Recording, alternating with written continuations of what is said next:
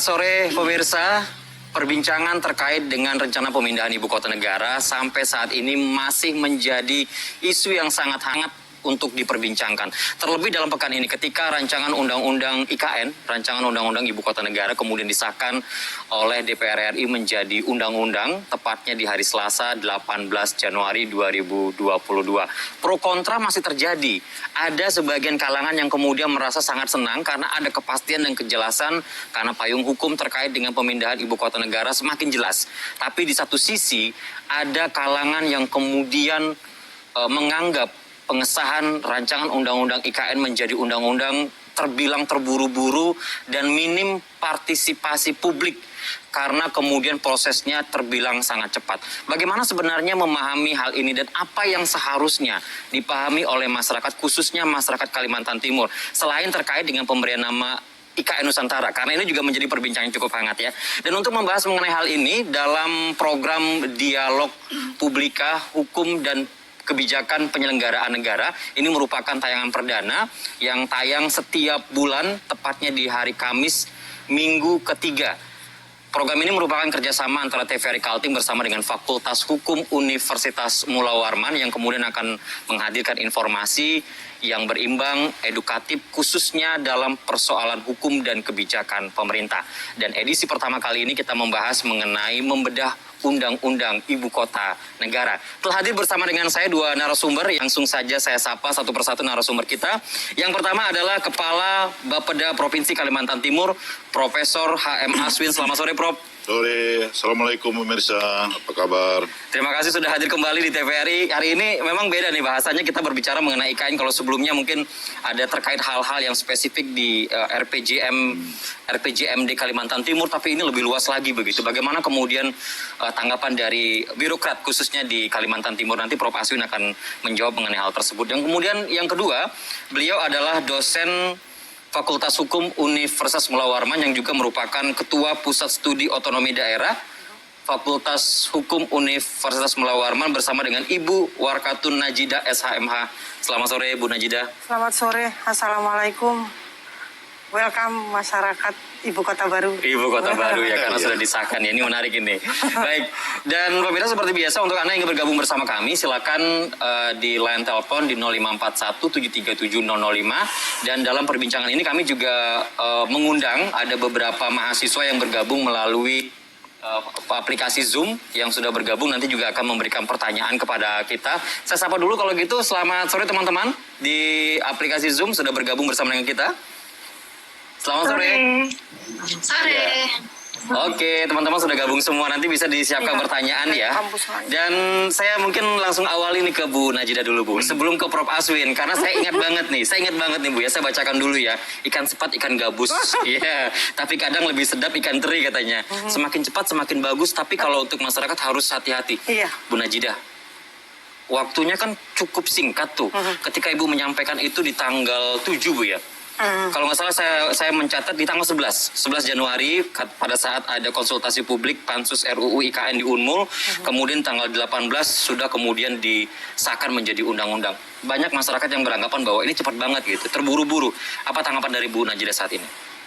Iya, pantun itu tadi mewakili, bukan hanya mewakili warning masyarakat gitu, tapi itu basic dari ilmu perundang-undangan.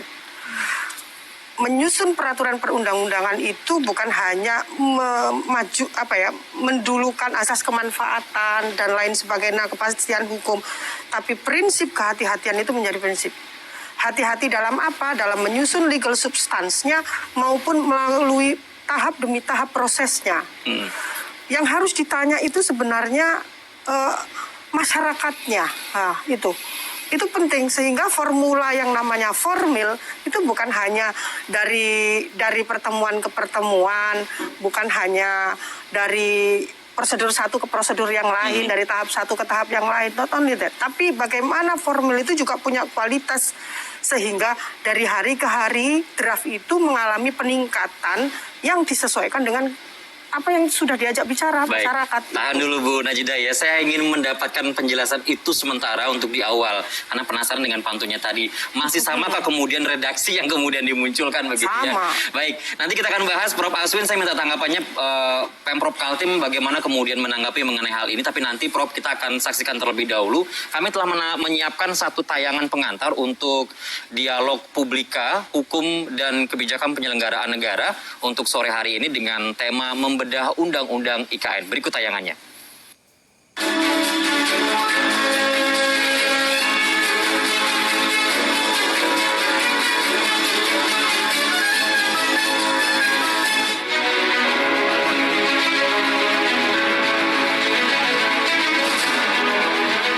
Membedah Undang-Undang Ibu Kota Negara. Wacana pemindahan ibu kota negara dari Jakarta ke Kalimantan Timur terjadi karena banyak permasalahan yang tidak dapat diselesaikan pemerintah. Dalam pemaparan Badan Perencanaan Pembangunan Nasional Bappenas di acara Youth Talks pada 20 Agustus 2019, disampaikan sejumlah permasalahan meliputi penduduk Pulau Jawa yang terlalu padat, sehingga penyebaran penduduk tidak merata di pulau lain seperti Pulau Sumatera dan Kalimantan. Kemudian kontribusi ekonomi Pulau Jawa terhadap pertumbuhan ekonomi Indonesia sangat mendominasi. Sementara di pulau lain, ekonominya tertinggal dari Pulau Jawa. Yang menjadi masalah juga adalah krisis ketersediaan air yang layak untuk konsumsi masyarakat. Dan proporsi konsumsi lahan yang sudah dibangun di Pulau Jawa mendominasi, bahkan 5 kali lipat dari Pulau Kalimantan. Sejak kali pertama diwacanakan oleh Presiden Jokowi dalam pidato kenegaraan pada tanggal 16 Agustus tahun 2019, rencana pemindahan ibu kota negara telah memasuki babak baru ketika wacana tersebut ditindaklanjuti melalui hadirnya rancangan Undang-Undang IKN yang diusulkan oleh pemerintah dalam program legislasi nasional.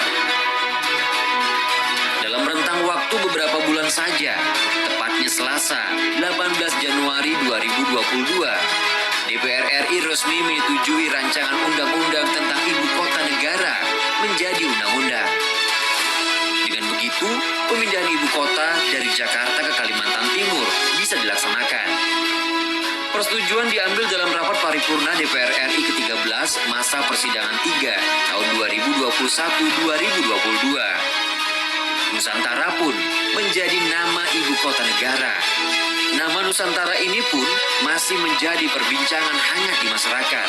Kemudian bagaimana masyarakat Indonesia dan masyarakat Kalimantan Timur khususnya mampu memahami, menyikapi, dan harus berbuat apa setelah rancangan Undang-Undang IKN itu disahkan menjadi undang-undang.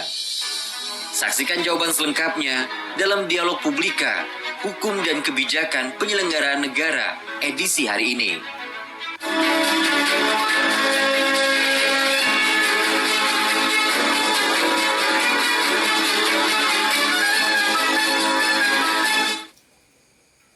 Terima kasih masih bersama kami dalam Dialog Publika, Hukum dan Kebijakan Penyelenggaraan Negara. Tadi sudah kita saksikan dialog prolog pengantar terkait dengan dialog kita sore ini dengan tema membedah Undang-Undang IKN. Saya ke Prof. Aswin. Kalau tadi sudah ke Bu Najida, sekarang ke Prof. Aswin. Apa tanggapan dari Prof. Aswin terkait dengan sudah disahkan Undang-Undang IKN ini, Prof?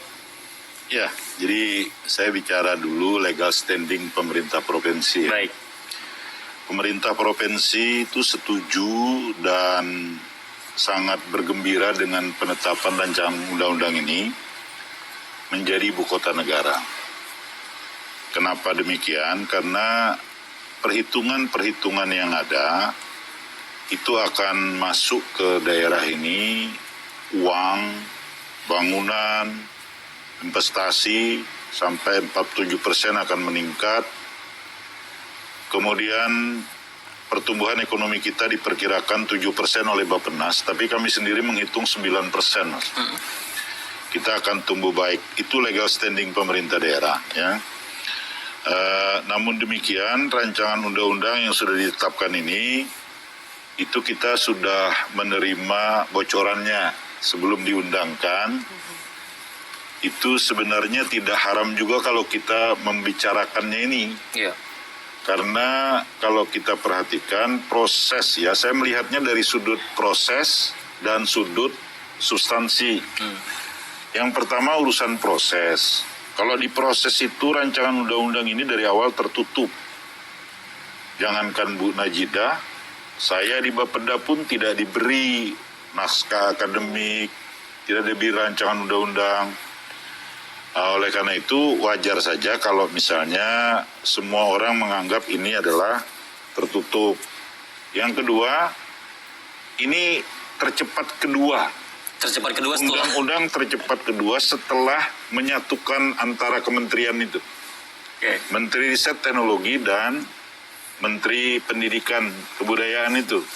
Itu kan 1 minggu, kalau ini kan 40 hari. 40 hari ya lebih. Ya, jadi wajar-wajar saja kalau ini tergesa-gesa. Memang kalau saya lihat di tahap-tahapan pembahasan di websitenya DPR itu kan tanggal 8 sampai tanggal 12 Desember mereka mengambil pendapat para ahli. Iya.